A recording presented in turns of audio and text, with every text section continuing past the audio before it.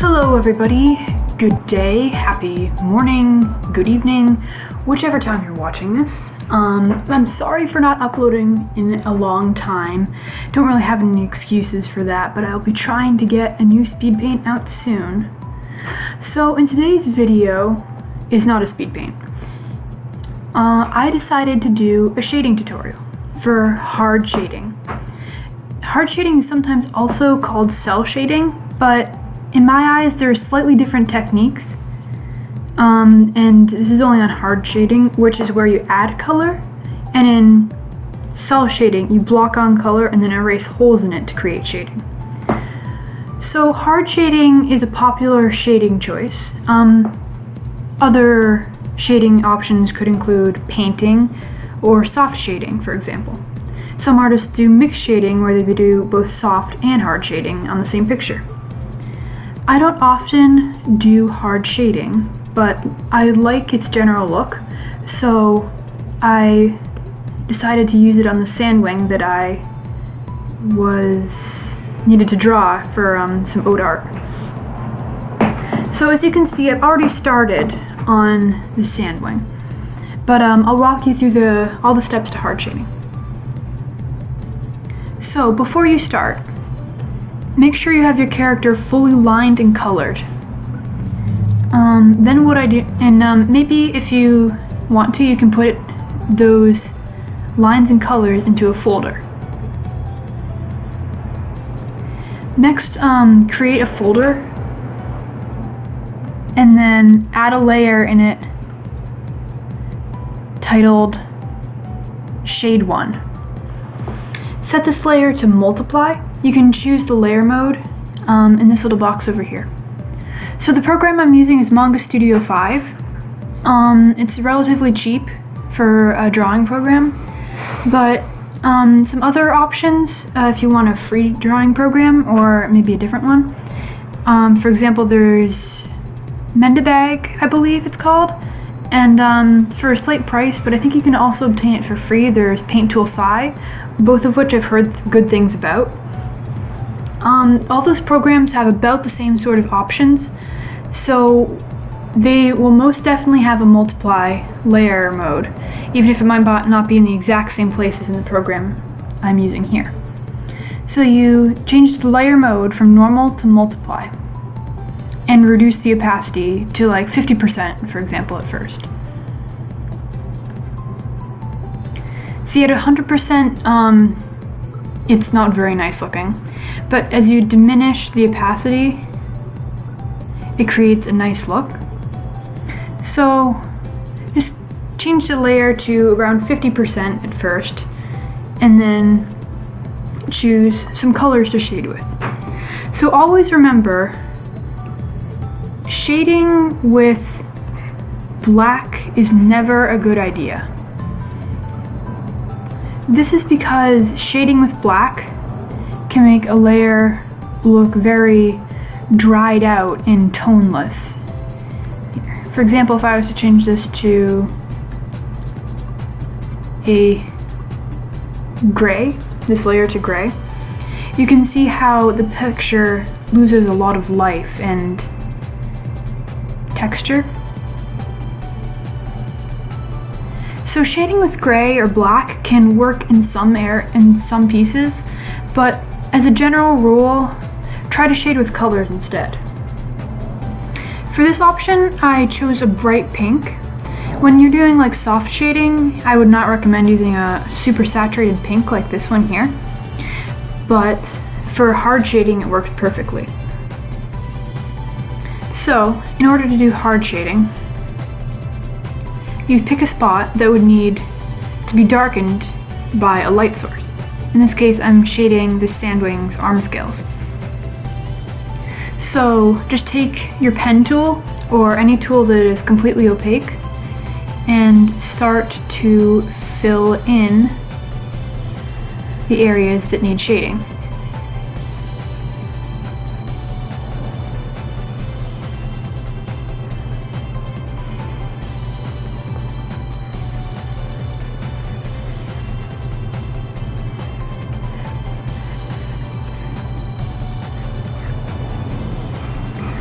Now, it's important to remember that with hard shading, that it can be it's easy to make it too minimalistic. For example, on his face here, if I just shaded like right underneath his chin, right there, it would create some depth, but not to the level of shading a bit onto his face and then a bit more below it as well. It creates more depth by adding more shadow. So don't be afraid to add more shadow if it makes the piece have more depth.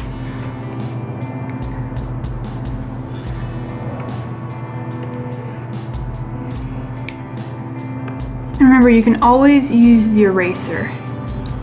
In order to make hard shading look good, it's important for the lines to be straight and smooth.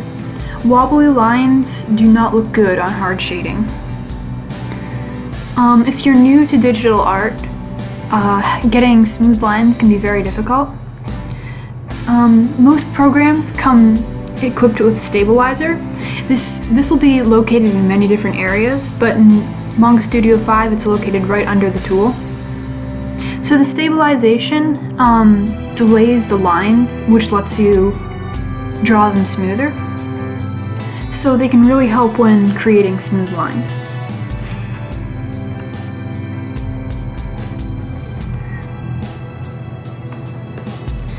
Okay. From here on out, I'm just going to speed up the recording a little more until I can get to the next stage of hard shading.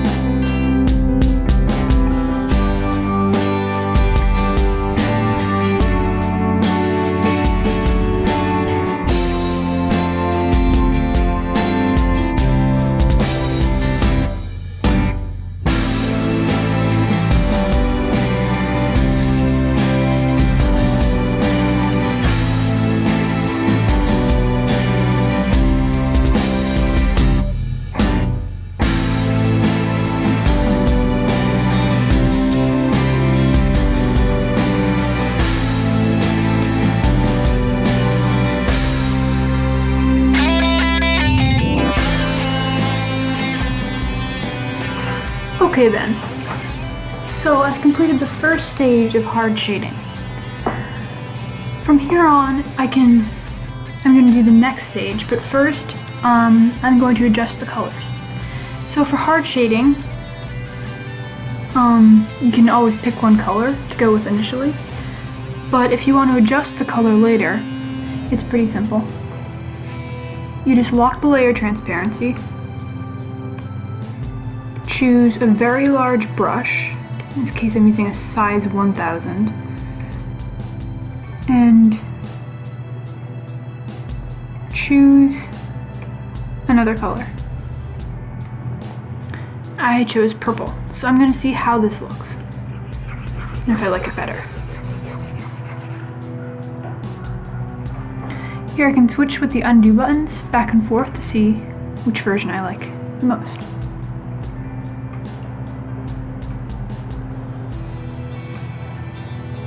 I decided I liked the original version better, so I'm going to keep it that way.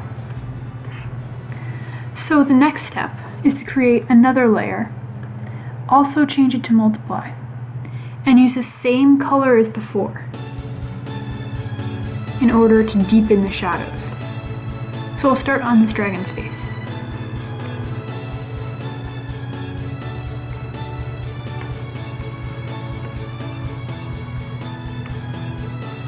So inside of the previously drawn shadows,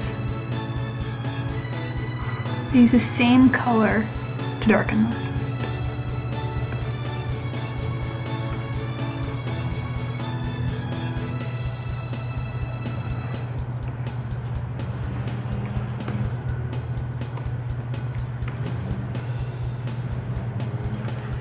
Now these shadows here don't have to be in the exact same shape as the previous ones,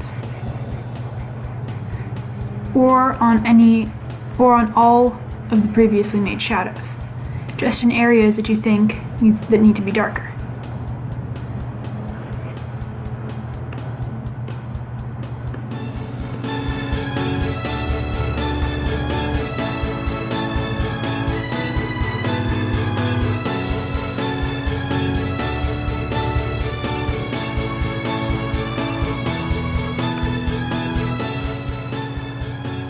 Of course, always going along the way and adjusting the drawing as you see fit.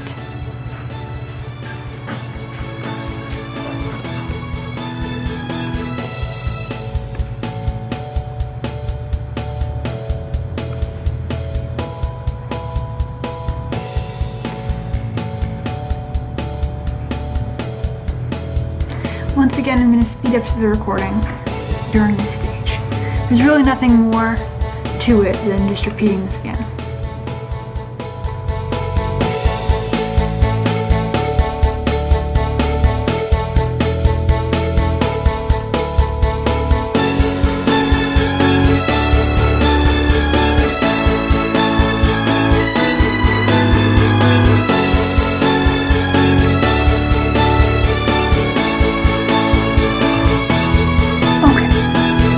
I'm back, and I'm about to introduce the final stage of hard shading.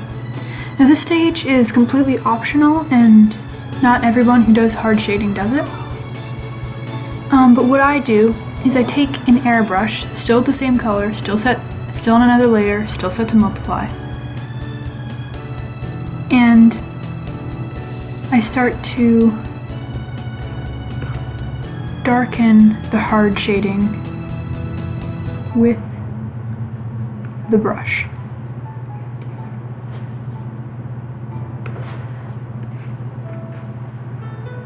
Now this option can kind of make your drawing have a slightly more realistic feel to it by adding some softness to the hard shading.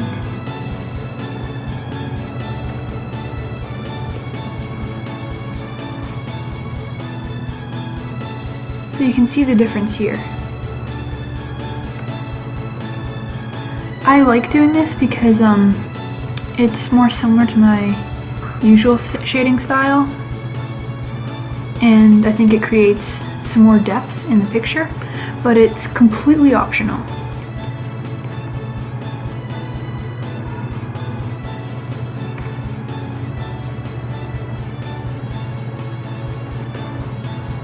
Remember with hard shading, any color can be used. I just decided to use the pinkish purple here because I thought it looked nice with the base color of this dragon. But you are free to use any sort of base color that you want. Remember, with art, there really aren't any rules, except don't shade with black. Well, that still is a rule, but some advice that I would highly recommend.